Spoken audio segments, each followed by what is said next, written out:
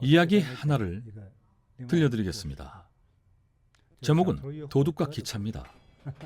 도둑과 기차.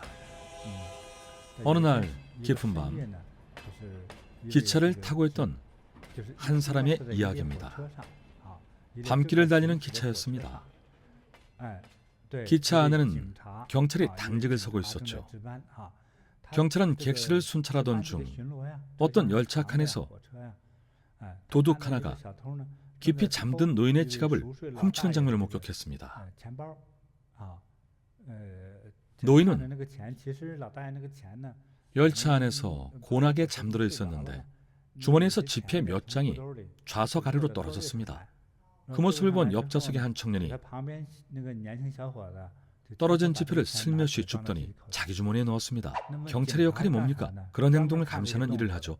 돈을 훔친 청년을 보고 소리쳤습니다. 꼼짝 마! 널 체포하겠다. 도둑 청년은 주변을 경계하며 바짝 눈치를 살피다가 순간 화들짝 놀라 도망을 쳤습니다. 경찰이 뒤를 쫓았지만 도둑은 젊고 날쌘데다 움직임도 인첩했죠. 앞에 있는 도둑이 식당 칸으로 들어가자 경찰은 도둑이 너무 빠른 나머지 무전기를 들고 동료 경찰에게 도움을 청했습니다. 도둑이 방금 식당 칸으로 들어갔다. 나는 뒤를 쫓을 테니 앞을 막아라. 하지만 동료와 무전을 하는 사이 식당 칸으로 들어간 도둑은 열차에 창문을 열고 창밖으로 뛰어내리려고 했습니다. 조급해진 나머지 밖으로 도망치려던 겁니다. 도둑이 막 뛰어내리던 찰나 기차가 끼익 하고 급정거했습니다. 갑자기 멈춰섰죠. 기차에 있던 물건들과 식당 칸 테이블의 캔이나 병들이 와르르 쏟아졌습니다. 급정거로 생긴 반동 때문이었죠. 그런데 기차가 급정거를 할 때 10살도 안 돼 보이는 소녀가 테이블 다리에 머리를 쿵 부딪혔고 얼굴엔 피가 철철 흘렀습니다. 마침 기차에서 뛰어내리던 도둑이 그 광경을 목격했습니다. 소녀는 테이블 다리에 부딪혀 얼굴이 피범벅이 돼 있었죠. 너무 끔찍한 광경이었습니다. 창문 밖으로 뛰어내리려던 도둑은 곧바로 동작을 멈추고 재빨리 달려가 소녀를 안아 올렸습니다. 경찰이 있어도 개의치 않았죠. 여기 의무실이 어디죠? 도둑은 의사를 찾았습니다. 경찰도 이 모습을 보며 이 도둑을 잡아야 할지 망설였습니다. 그저 소녀를 안고 의사를 찾는 도둑의 뒤를 쫓을 수밖에 없었죠. 소녀는 빠르게 응급처치를 받았습니다. 다행히 상처는 크지 않았고 가벼운 찰과상에 그쳤죠. 얼굴에 피는 코가 부딪혀 난 코피였습니다. 큰 부상이 아니니 며칠 쉬면 나을 것이라고 했습니다. 도둑은 어떻게 됐나요? 그 도둑이요? 경찰도 난감했습니다. 원래 이야기는 이렇습니다. 경찰은 도둑이 소녀를 구하는 장면을 목격했고 소녀는 응급처치를 받았습니다. 의사가 소녀를 치료할 때 경찰이 도둑에게 말했습니다. 수갑을 채우기 전에 훔친 돈을 꺼내라. 도둑은 낭피한 표정으로 조금은 억울하다는 듯이 돈을 꺼내며 말했습니다. 도둑질은 이번이 처음인데 바로 걸렸네요. 경찰은 돈을 받아서 노인에게 돌려줬습니다. 도둑도 잡고 돈도 찾고 노인도 손해본 게 없었죠. 경찰은 소녀를 구한 도둑이 나쁜 녀석은 아니라고 생각했습니다. 오늘은 네가 선한 일을 했으니 우리도 너를 잡아가진 않겠다. 하지만 다음부터는 절대 도둑질을 하지 말아라. 그러다가 교도소에 가면 밥도 편하게 못 먹을 게다. 열심히 일하고 공부해서 취업도 하고 기술을 배워라. 도둑질 말고. 도둑도 감사를 표했습니다. 다시는 안 그러겠습니다. 사실 저는 도둑이 아닙니다. 이번이 처음입니다. 집안 사정이 어려워져서 어쩔 수 없었습니다. 경찰이 말했습니다. 운 좋은 줄 알아라. 창밖을 한번 봐라. 경찰이 창문을 열어 보여주니 밖은 까마득한 청길 낭떠러지였습니다. 도둑이 창밖으로 뛰어내리려던 그때 기차가 멈춰선 위치는 아주 높은 산골짜기의 다리였습니다. 그대로 뛰어내렸으면 뼈도 못 추렸겠죠. 이번 일화는 여기까지입니다. 소감을 말씀해 주시죠. 명줄이 긴 도둑이네요. 순간 일어난 선한 마음이 그 선한 마음이 도둑의 목숨을 살렸군요. 맞습니다. 안 그랬으면 창밖으로 뛰어내리는 순간 후회하기 시작했을 겁니다. 뛰어내리는 순간부터 후회했겠죠. 낙하산도 없었을 테니까요. 뛰어내리는 순간 으아! 비명도 점점 멀어졌을 겁니다. 만약 그 소녀가 머리를 부딪혀서 피를 흘릴 때 힘없이 신음하면서 아저씨 살려주세요 이런 말을 했을 때 도둑이 소녀를 보고도 죽든 말든 신경도 안 쓰고 그대로 창밖으로 뛰어내렸다면 바로 산골짜기 아래로 떨어지면서 정작 본인이 아 살려주세요 라고 소리쳤을 겁니다. 너무 놀라면 목소리도 안 나오죠. 떨어지는 소리조차 안 들리겠죠. 왜 아직도 발이 안 닿지? 너무 높은 산에서 떨어지면 다 떨어지기도 전에 너무 놀라서 기절부터 합니다. 그런 다음에 부딪혀 죽는 겁니다. 이 이야기를 한번 각색해 볼까요? 당시 그 청년은 도둑질이 처음이었습니다. 게다가 집안 사정이 어려워졌기 때문이라고 했죠. 그러면서도 다친 소녀를 안고 의무실을 찾아 뛰어다녔습니다. 나중에 경찰뿐만 아니라 소녀의 엄마가 헐레벌떡 달려와 연신 감사의 말을 합니다. 우리 애를 구해주셔서 정말 감사합니다. 몸이 정말 날렵하시네요. 경찰의 이야기를 들은 뒤에는 처음으로 남의 물건을 훔쳤군요. 그래도 지금은 잘못을 인정하고 훔친 돈도 돌려줬으니 다행입니다. 집이 경제적으로 어려워져서 그랬다니 이해는 갑니다. 집에 무슨 병고가 있었나 보네요. 이런 상황에 대한 이야기를 했을 겁니다. 주변에 모여들었던 사람들도 선처를 부탁했을 겁니다. 비록 도둑질은 했지만 다친 소녀를 구했으니까요. 맞아요. 다행히 그 경찰도 도둑을 체포하지 않고 훈방 조치를 했죠. 훈방 조치를 했습니다. 소녀의 엄마가 청년의 사정을 듣고 고개를 끄덕이며 이것저것 묻습니다. 고향이 어디이고 어디로 가는 중이고 왜 이 기차를 탔는지 물으니 마침 엄마와 청년은 같은 도시에 살고 있었습니다. 엄마가 청년에게 말합니다. 지금 딱히 직업도 없고 집안 사정도 문제라고 하니 우리 회사에 와서 일해보는 게 어때요? 마침 빈자리가 하나 있는데 청년은 나이도 젊으니 잘 맞을 거예요. 소녀의 어머니가 청년에게 일자리를 제안한 거죠. 청년도 크게 감격하며 열심히 일해보겠다고 대답합니다. 그렇게 되면 안정적인 직업도 구하고 집안의 경제적인 문제도 해결할 수 있으니까요. 더 이상 기차에서 도둑질을 직업으로 삼지 않아도 되고 말이죠. 다시는 그런 일을 하면 안 되겠죠. 청년은 원래부터 도둑이 아니었습니다. 그렇죠. 그 청년도 생활고 때문에 어쩔 수 없이 그렇게 된 거죠. 사실은 그 청년도 기차를 타고 부모님을 뵈러 가는 길에 모든 돈과 짐을 도둑 맞았습니다. 그랬다면 너무나 안타깝네요. 기차에서 내리고 나면 버스를 탈 차비도 없었습니다. 연로하신 부모님이 병원까지 깊은데 차마 빈손으로 갈 수 없었던 거죠. 겨우 조금 모아놓았던 돈과 짐을 몽땅 잃어버렸습니다. 자신도 도둑에게 당했죠.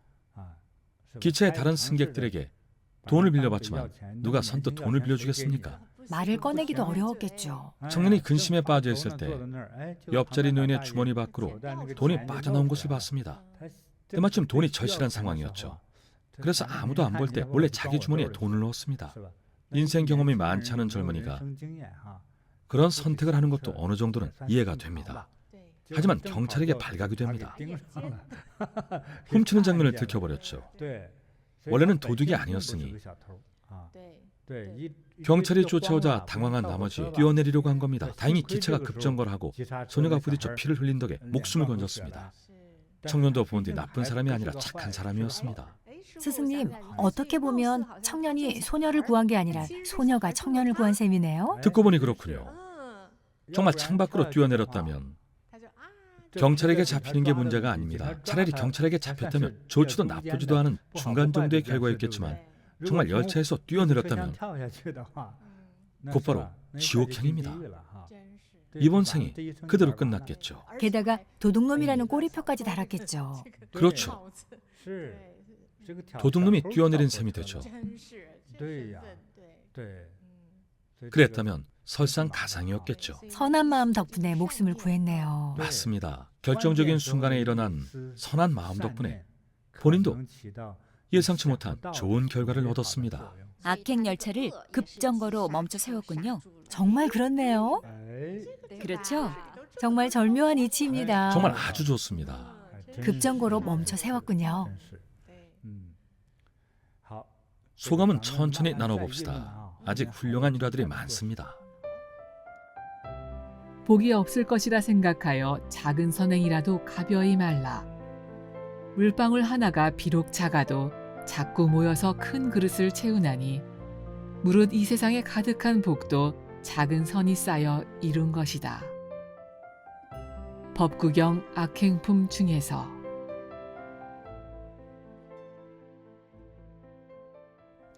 이번에 들려드릴 이야기는 샤오장 이야기입니다.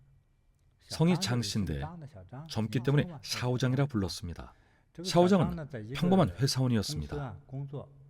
그런데 어느 날 회사에서 뜬금없이 부장님이 샤오장을 부르더니 아주 심하게 혼을 냈습니다.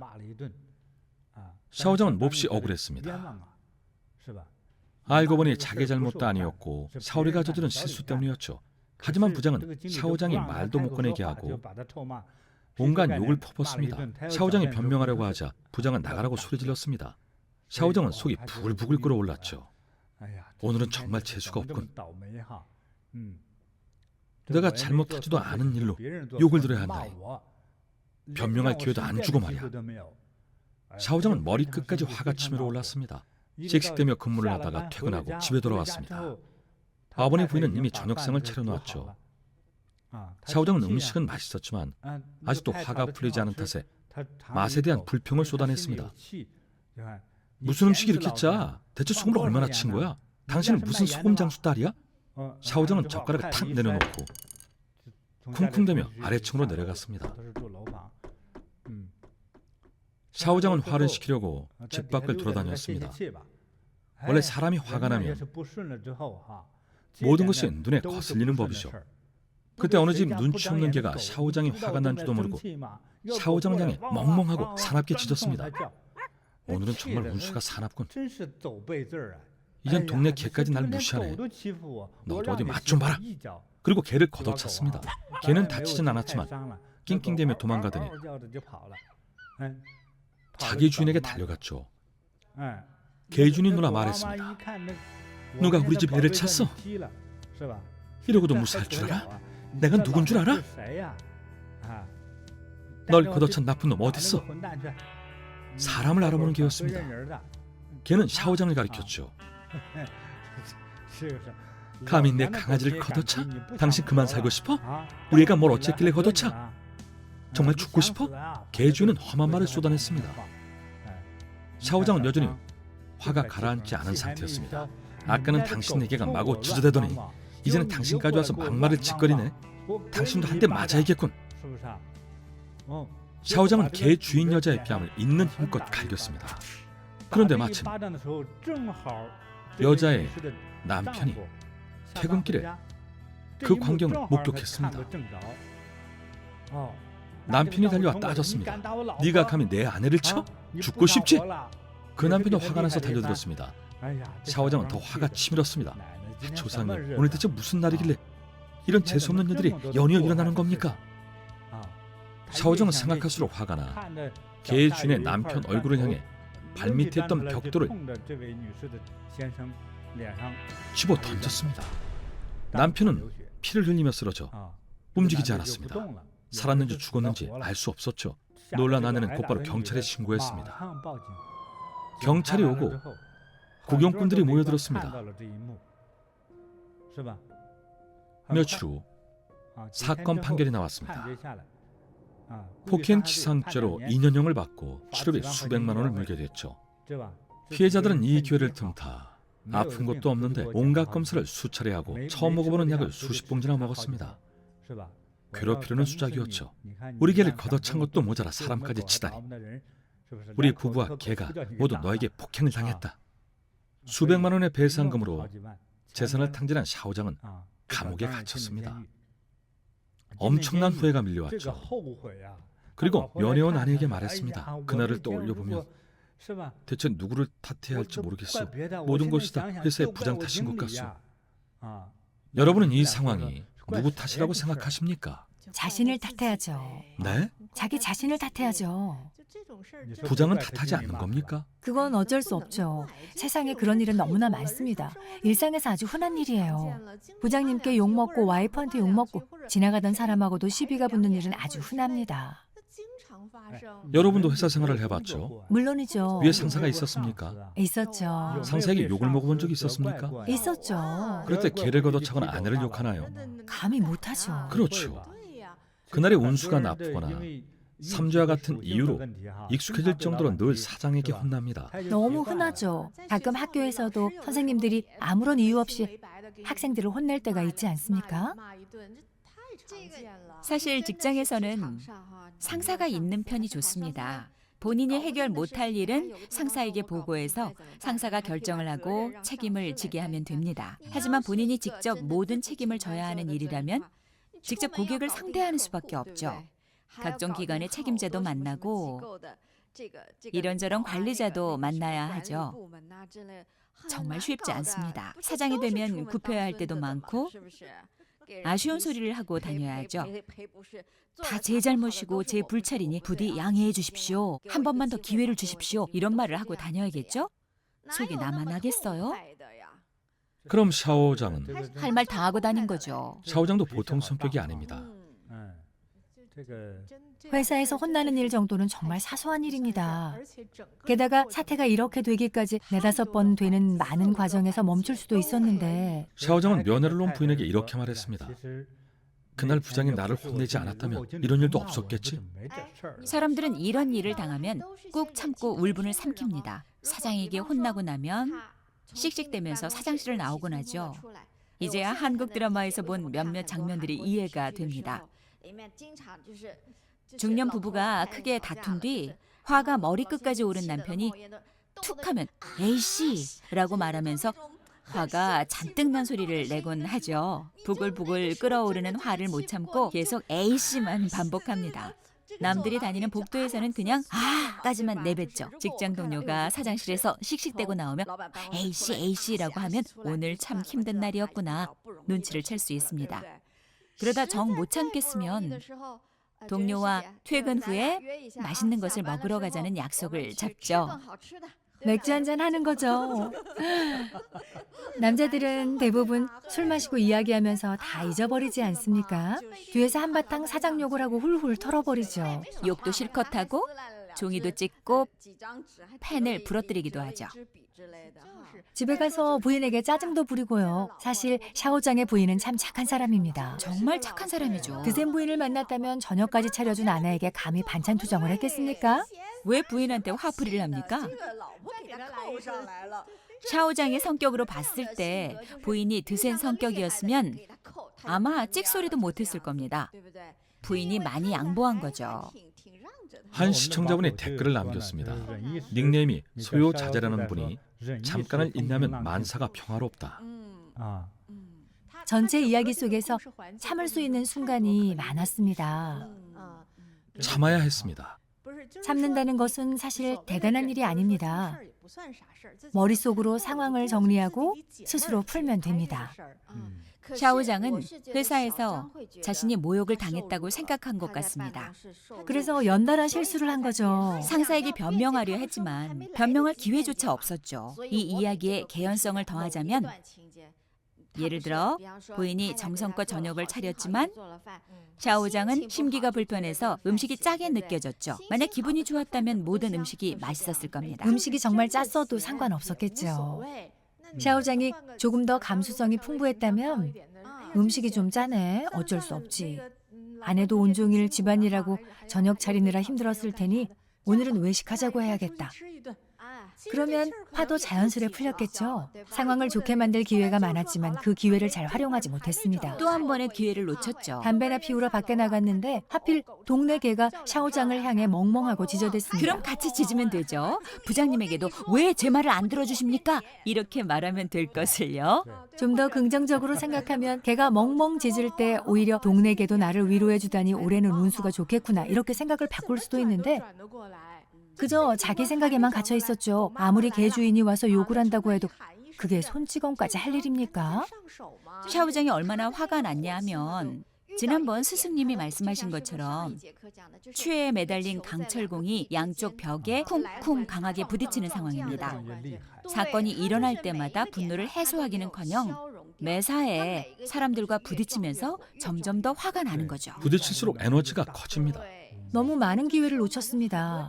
개 주인이 왔을 때도 스스로 화를 가라앉히고 당신이 뭐라 하든 상관 안 하겠소. 사내가 어찌 여자랑 다투겠소. 그러면 끝날 것을 손찌검까지 해버렸죠. 좋게 해결할 수 있는 순간들이 너무 많았죠. 시청자분들 중에는 개 주인을 욕하는 분들도 있습니다. 자기 집 개가 사람한테 짖는데 미안해하기는커녕 막말까지 퍼붓다가 결국 뺨을 맞았죠. 이제 집에서 개를 훈련시킬 때는 얘야, 밖에서 짖을 땐 화가 안 난 사람만 골라서 짖으렴. 화가 난 사람들한테는 가지 말고 이런 훈련을 시켜야 할까요? 우리는 똑똑한 개를 키우나 봅니다.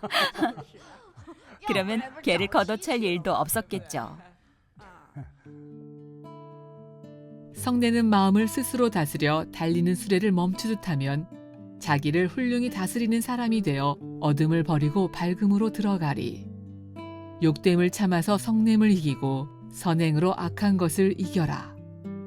이기는 사람은 잘 보시하고 지극한 정성으로 거짓을 이긴다. 법구경 악행품 중에서. 이제 스승님이 말씀해 주세요. 저희 둘이 너무 중구난방이었어요. 너무 아무 말이나 막 했네요. 특별히 할 말은 없습니다. 이런 일은 사건에 속합니다. 모든 평범한 사람들에게 언제든지 일어날 수 있는 일이죠. 아까 낮에 우리 법사에게 이 이야기를 들려줬었죠. 우리 법사의 반응은 제가 말씀드리겠습니다. 제가 학교를 졸업하고 취업을 하던 시절 친구 몇몇이 일본계 회사에 취직했습니다. 일본 기업에서 일을 한 거죠. 외국계 회사이니 대우가 좋을 것이라고 생각했습니다. 하지만 나중에 만나서 들어보니까 정말 가관이었습니다. 사무실 분위기는 숨이 턱턱 막히고 사장은 툭하면 욕을 했습니다. 부장들은 자기가 시킨 일을 부하 직원들이 제대로 못 해내면 남자, 여자 가리지 않고 인정사정 볼 것 없이 혼을 냈죠. 굉장히 모욕적이었답니다. 그래도 남녀 평등주의자네요. 그런가요? 잘못하면 똑같이 혼냈으니까요. 아니요, 남자들은 맞기도 했습니다. 여직원들은 그나마 혼만 나고 맞지는 않았는데 남자 직원들은 맞기까지 했답니다. 저는 직접 일해본 적은 없지만 일본 영화나 드라마를 보면 혼나거나 맞고 나서도 곧바로 하이타면서 90도로 인사하지 않습니까? 50년 전 이야기가 아닙니다. 일본은 요즘도 그렇습니다. 그렇죠. 우리 법사 생각에는 그 사람들이 직장에서 모욕을 잘 참는 것 같다는 거죠. 네, 샤오장이 모욕을 못 참았다는 뜻이죠. 네. 그럼 시청자들께 제 생각을 말씀드리겠습니다. 그것이 과연 모욕일까요? 모욕을 당한 것일까요? 저는 아니라고 생각합니다. 샤오장이 부장으로부터 혼나고 욕을 얻어먹는 일은 사회생활을 하는 사람이라면 누구나 겪는 일입니다. 평범한 기술자,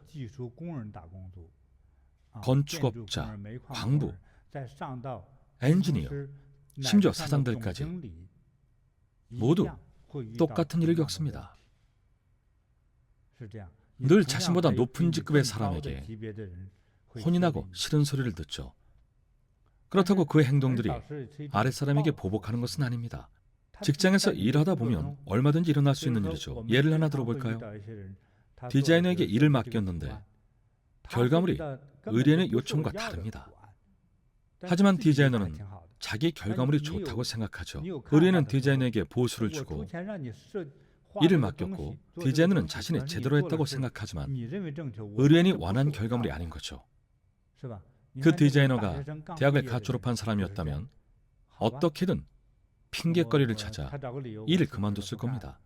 젊을 때 그런 행동을 많이 하죠. 제가 볼 때 샤오장은 사회 경험이 적은 것 같습니다. 일을 하면서 상사에게 욕을 먹는 경우는 흔하디 흔합니다. 모욕과는 아무런 관련이 없습니다. 부장에게 밉보였다고 해서 모욕을 당하는 건 아닙니다. 마음에 안 들면 모욕이 아니라 해고하겠죠. 일도 바쁜데 왜 굳이 시간을 내서 모욕을 주겠습니까? 평소 사이 나쁜 외삼촌이나 동서지간도 아닌데 말이죠. 모욕을 주느니 아예 해고해버리고 말겠죠. 왜 모욕을 줍니까? 혼을 낸다는 것은 계속 일을 시키겠다는 뜻이고 심지어 그만큼 아낀다는 뜻입니다. 오히려 노련한 사장은 마음에 드는 직원일수록 일을 제대로 못하면 더 압박하고 호되게 혼을 냅니다. 첫째, 위계질서를 가르치고 둘째, 인내심을 시험하는 겁니다. 끈기가 있는 사람은 꾹 참고 다음번엔 더 잘해냅니다. 그런 직원이 훌륭한 직원이죠. 나중에 승진하거나 임원이 될 수 있는 제목입니다. 꾸중 한번 들었다고 질질 짜거나 세상에서 제일 억울하다는 듯이 계속 우중충해하는 사람은 끈기가 없는 사람입니다. 사장한테 꾸중 몇 번 들었다고 자살까지 하는 사람은 명줄이 짧고 박한 사람이죠. 감내력이 부족한 겁니다. 사회에서는 정말 흔한 일이기 때문에 견뎌내야 합니다. 일본 기업에 남아있는 이런 문화들은 사실 과거 중국에도 있었습니다. 중국도 그랬죠. 우리의 할아버지나 아버지 때는 마음에 드는 제자일수록 더 엄하게 대했습니다. 여러 번 가르쳐도 기억 못하면 회초리로 엉덩이를 때렸습니다. 서당 선생님은 학생의 손바닥을 철썩 소리가 나도록 때렸죠. 조금 더 문명화된 입장에서는 최대한 체벌과 같은 방식으로 학생이나 직원을 대해서는 안 됩니다. 하지만 옛날 스승과 제자 사이에서는 학생에게 8번을 말했는데도 계속 기억을 못하면 암기할 때까지 버드나무 회초리로 엉덩이를 때려 기억하게 했습니다. 하나의 방법이었습니다. 이것이 인권을 침해하거나 불법적인 행위라는 점은 자체하고 최소한 이런 교육 방식은 동양에서 수천 년 동안 이어져 왔습니다. 지금의 일본 문화, 한국 문화, 중국 문화에도 여전히 이런 방식이 남아 있습니다. 저는 이것이 악한 행동이라고 생각하지 않습니다. 충분히 그럴 수 있습니다. 저 역시 제자가 있습니다. 어떤 제자는 한 번 가르치면 스승님 이해했습니다. 다 기억했으니 더 말씀 안 하셔도 됩니다. 라고 말합니다. 손오공처럼 능력이 뛰어나죠. 또 어떤 제자는 서너 번을 가르쳐도 틀립니다. 서너 번을 가르쳐도 계속 틀리죠.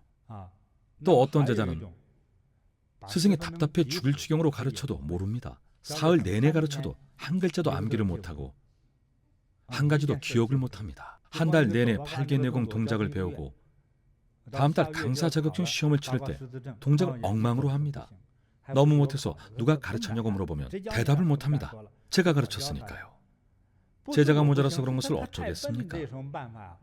스승도 제자를 가르치기 위해 찰싹 매를 들 때가 있습니다. 여기에 집중하라는 뜻이죠. 기억 못하는 학생들 대부분은 집중하지 못해서입니다. 노는데 정신이 팔린 거죠. 매를 통해 적절한 통증을 주면 그제서야 뇌가 집중을 하고 기억을 하기 시작합니다. 하나의 방법인 거죠. 일본 회사에 다니거나 일본에서 생활한다면 일을 해야 하겠죠. 일본 회사에는 이런 문화가 있습니다.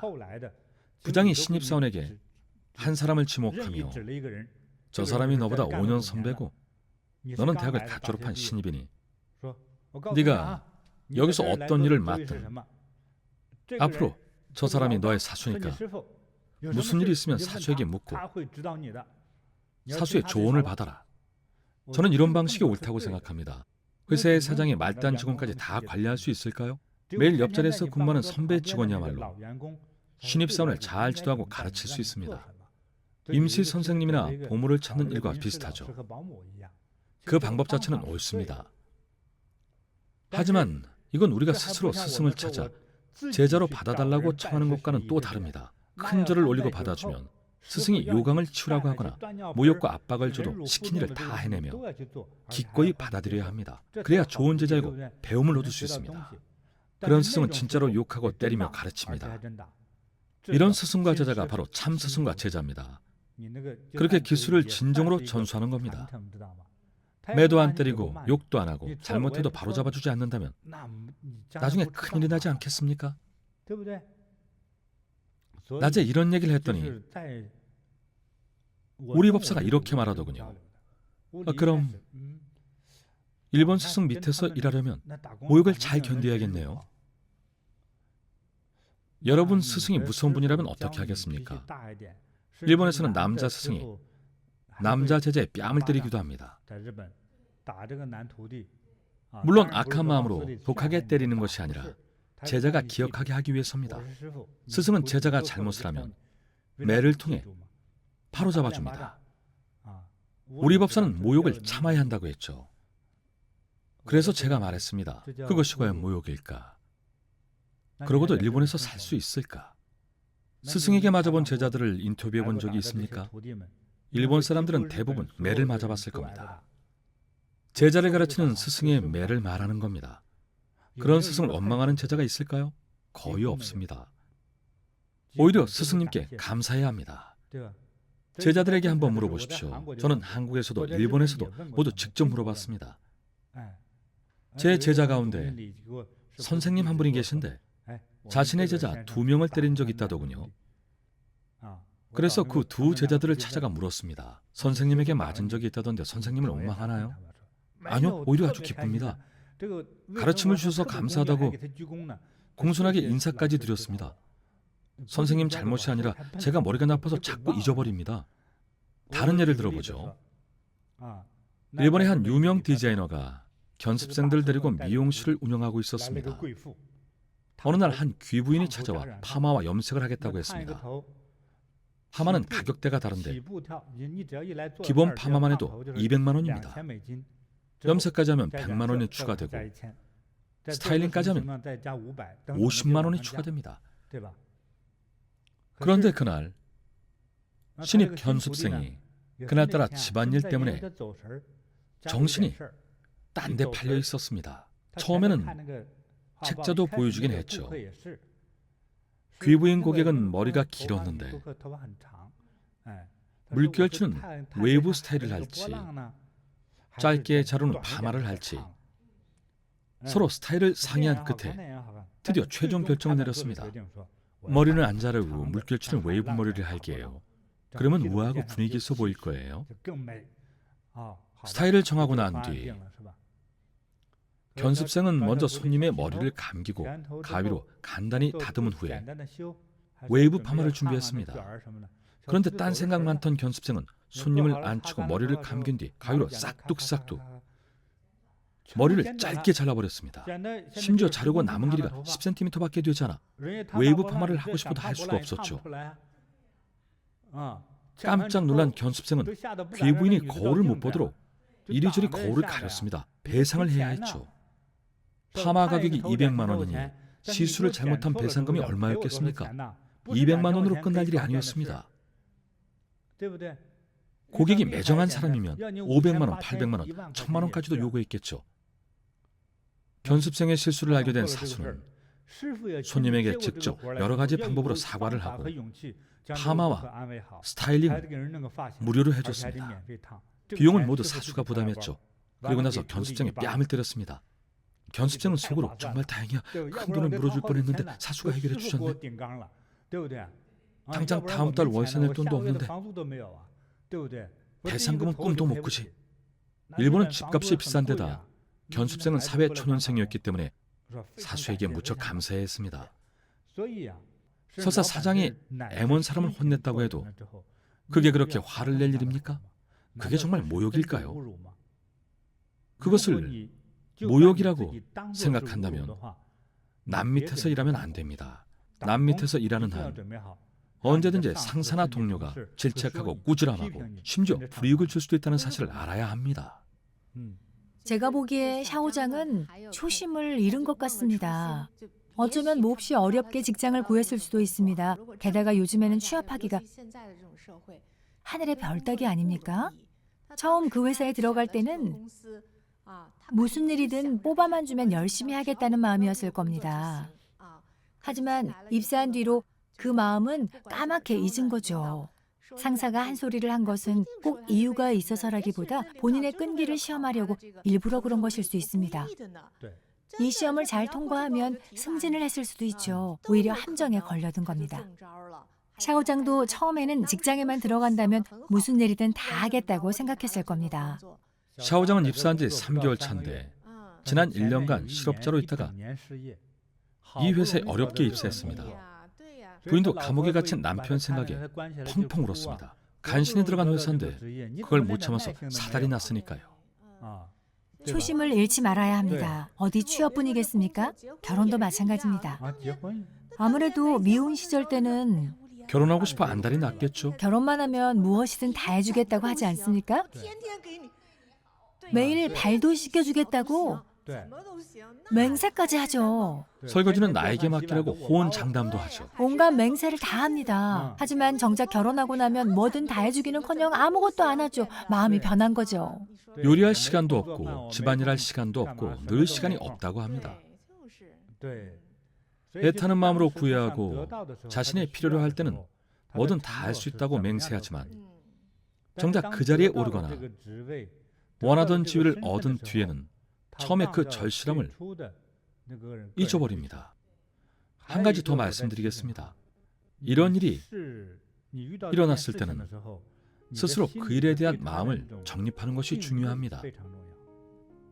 불교에서 말하는 오원인, 물질, 생각, 연상, 반응, 의식을 예로 들면 첫째, 생각이 올바르지 않고 둘째, 인식의 수준이 낮았습니다. 똑같은 일도 왜곡시켜 생각하고 잘못 생각하고 저급하게 생각했죠. 만약 제가 샤오장인데 이런 일이 일어났다면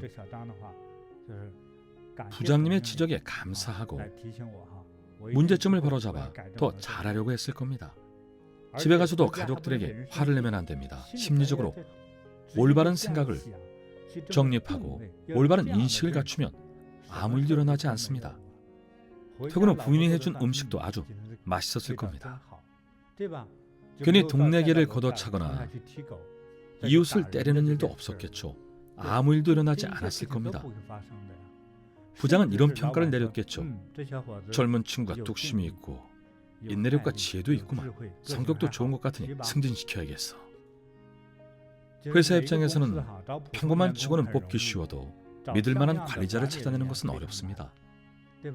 수많은 사원들이 있지만 그중 마음에 드는 직원에게만 온갖 시험과 테스트를 통해 정말 능력이 있는지를 검증합니다. 시험을 통과하면 승진 가능성도 높아지죠.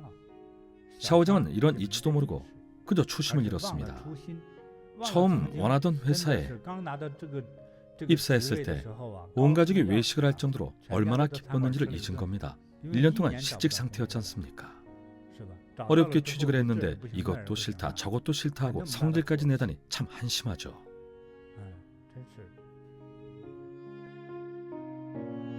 모욕을 참지 못하는 것이 번뇌의 원인이다. 내가 집착하는 온갖 번뇌는 남의 잘못 때문이 아니라 내 잘못 때문에 생긴 것이다.